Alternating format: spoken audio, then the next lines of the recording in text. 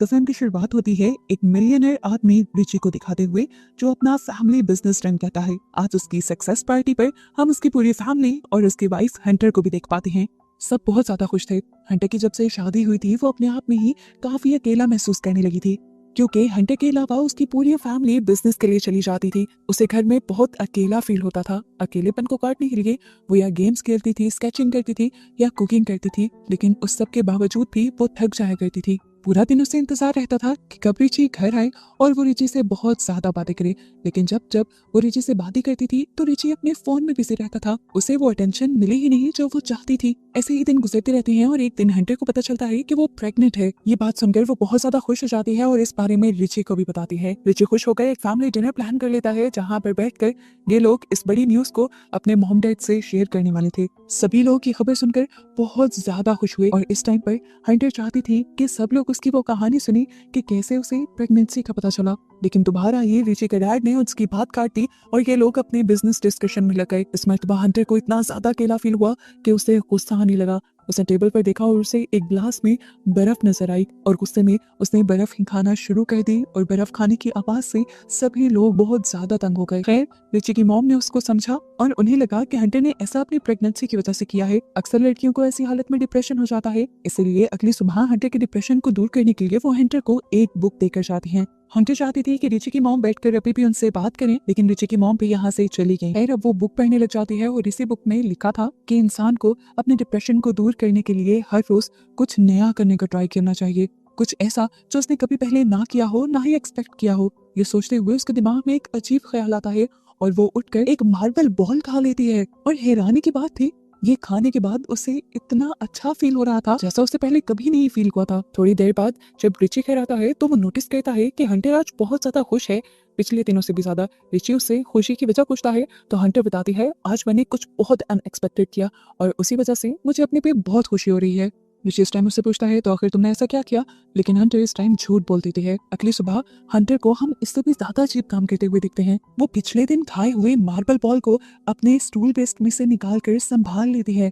अब जहाँ हंटर पहले ही अपने अकेलेपन से लड़ रही थी, वहीं पर रिची की मॉम भी अब हंटर से अजीबोगरीब सवाल करने लग गई, जैसा कि वो शादी से पहले क्या करती थी, उसकी फैमिली क्या करती थी। अब हंटर जो थी वो एक मिडिल क्लास बैकग्राउंड से थी। उसे अपने बारे में बताते हुए थोड़ी सी शर्मिंदगी भी होती है और ये सब सुनते हुए रिची की मॉम उससे कहते हैं, तो फिर तो तुम बहुत ज्यादा लकी हो कि तुम्हारी शादी रिची से हो गई और तुम्हारी दुनिया ही बदल गई। हंटर उनकी बातों से और दुखी हो गई क्योंकि वो अपनी लाइफ से अभी भी सेटिस्फाई नहीं थी। आज उसे इतना ज्यादा बुरा लग रहा था कि अपनी फीलिंग्स को कम करने के लिए उसने सफाई करना शुरू कर दी और तभी वैक्यूम क्लीनर के साथ एक थंब टैग जुड़ गया। वो नुकीला था लेकिन फिर भी हंटर को उसे खाने का दिल किया। उसने मुंह में भी डाल लिया, लेकिन ये थंब टैग उसकी जुबान में बुरी तरह चुभ गया। पहले तो उसने निकाल कर उसे किचन काउंटर पर रख दिया, लेकिन पूरा दिन उसे यही फीलिंग आती रही कि उसे खा लेना चाहिए। इसलिए जोश में आकर उसने थंब टैग मुंह में डाला और आखिर निगल लिया। खाते हुए ये थंब टैग उसकी पूरी फूड पाइप को चीरता हुआ गया था। इन्हीं उसके जिस्म के अंदरूनी हिस्से भी जख्मी हो गए थे, लेकिन उसके बावजूद ये थंब टैग खाने के बाद भी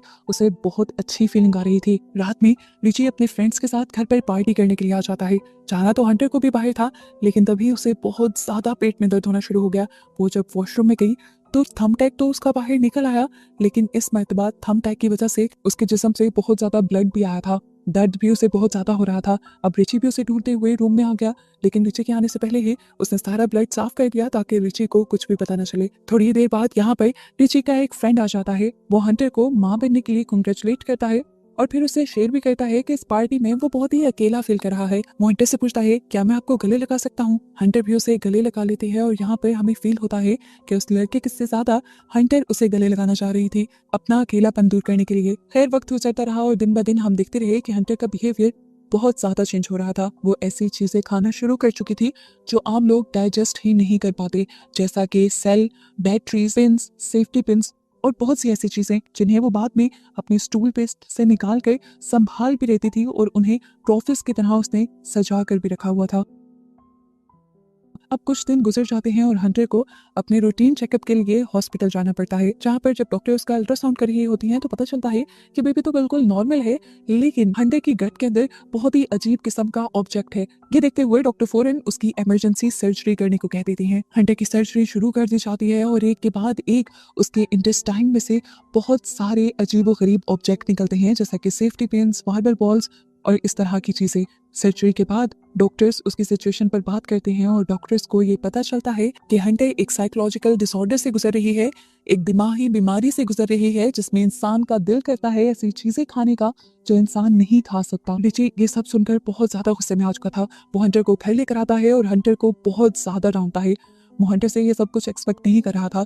वो अब अपने रूम में से ऐसी सारी चीजें उठा लेता है जिनको खाया जा सकता था, लेकिन वो नहीं जानता था कि हंटर तो कुछ भी खा सकती है। खैर, रिची जितना परेशान था, रिची के डैड उससे भी ज्यादा परेशान थे, क्योंकि उन्हें रिची के बेबी की टेंशन थी। इसलिए वो हंटर के लिए फौरन ही एक बहुत बड़े साइकियाट्रिस्ट को बुक कर लेते हैं। बातें करते हुए ये साइकियाट्रिस्ट हंटर से पूछती है कि तुम्हें क्या मिलता है ये सब कुछ खाकर। वो बताती है कि जब मैं ऐसी चीजों को अपने मुंह में रखती हूँ तो मुझे उनकी फीलिंग बहुत अच्छी लगती है, इन चीजों के टेक्सचर्स बहुत अच्छे लगते हैं अपने मुंह में। यहाँ पर साइकियाट्रिस्ट को अंदाजा हो जाता है कि उसने ये सब कुछ खाना अभी भी नहीं छोड़ा। कि बात वो रिची को बता देती है और रिची अब हंटर के लिए एक बॉडीगार्ड हायर कर लेता है जो 24 घंटे उसके साथ रहने वाला था, उस पर नजर रखने वाला था, ताकि हंटर कुछ ऊट पटांग का ना खा ले। और इस बॉडीगार्ड के आने से हंटर और भी ज्यादा फ्रस्ट्रेट हो जाती है, गुस्से में आ जाती है। यहाँ पर हम देखते हैं कि गार्ड को भी हंटर की ये सारी हरकतें पसंद नहीं आ रही थी। वो हंटर से अजीब सा नाराज और उखड़ा उखड़ा रहता था, क्योंकि उसकी एक अपनी सोच थी।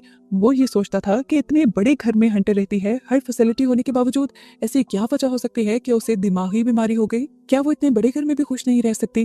खैर, वो बॉडीगार्ड हर तरह से हंटर के ऊपर नजर रख रहा था, लेकिन हंटर फिर भी बाथरूम में छुप कर कुछ ना कुछ ऐसा खा ही लेती थी जो उसे नहीं खाना चाहिए। अब थोड़े दिन बाद रिची का बर्थडे आने वाला था। हंटर उसके लिए एक बहुत ही शानदार पार्टी अरेंज करती है और यहाँ पर वो बहुत खुशी से सबको मिल रही थी। हालांकि उसे लोगों से मिलना ज्यादा पसंद भी नहीं था, लेकिन आज उसके साथ और भी कुछ ज्यादा बुरा हो गया। सभी लोग उससे उसकी ये चीजें खाने वाली बीमारी के बारे में बात करने लगे और ये सब जानकर उसे बहुत गुस्सा आया। उसने रिची से कहा, क्या जरूरत थी सबको तेरी बीमारी के बारे में बताने की? लेकिन रिची कहता है कि मैं तुम्हारे अच्छे के बारे में ही सोच रहा हूँ। लेकिन हंटर को इतना बुरा लगा था कि हंटर रात में रिची से अपने से माफी मांगने को भी कह देती है। अब अगला दिन आता है, थेरेपिस्ट दोबारा आती है। हंटर को आज थेरेपिस्ट से बात करते हुए बहुत अच्छा फील हो रहा था, क्योंकि वो बात ही तो करना चाहती थी। थेरेपिस्ट के चले जाने के बाद वो गार्डन में जाती है और पौधों की देखभाल करने लग जाती है। हालांकि उस टाइम उसका दिल भी कहता है कि वो उठाकर ये सारी मिट्टी खा ले, लेकिन वो अपने ऊपर कंट्रोल रखती है।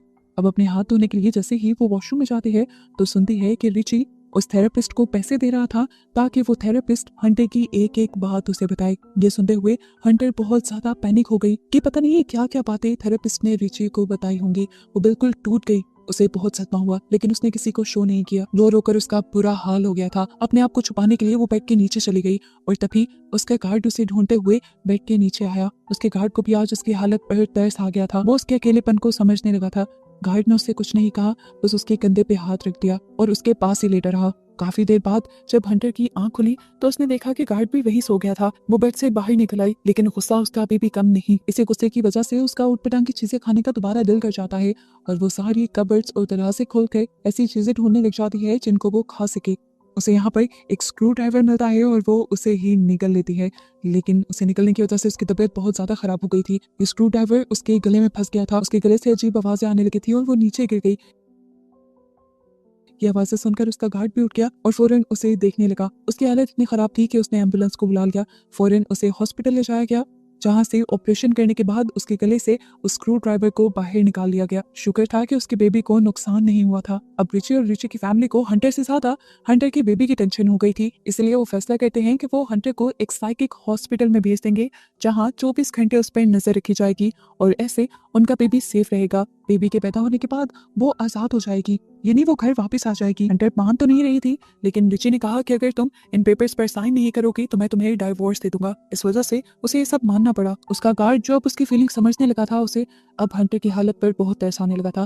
खैर, अगले दिन दिखाया जाता है कि हंटर को छोड़ने के लिए रिची की पूरी फैमिली जा रही थी और साथ साथ उसका गार्ड भी था। तभी जाते हुए एकदम से हंटर वापस अपना चार्जर लेने के बहाने घर के अंदर चली जाती है और उसका गार्ड भी भागते हुए उसके पीछे आता है। यहाँ गार्ड दिखता है कि हंटर वहां से भागने की कोशिश कर रही थी। इस मर्तबा गार्ड को भी उस पर तरस आ गया और उसके बारे में किसी को बताने के बजाय उसने हंटर को यहाँ से भागने का मौका दिया। और जैसे ही बाकी सब लोग घर के अंदर आए तो उसने सबको हंटर से डिस्ट्रैक्ट करने के लिए बताया कि वो दूसरे रास्ते की तरफ भाग गई है।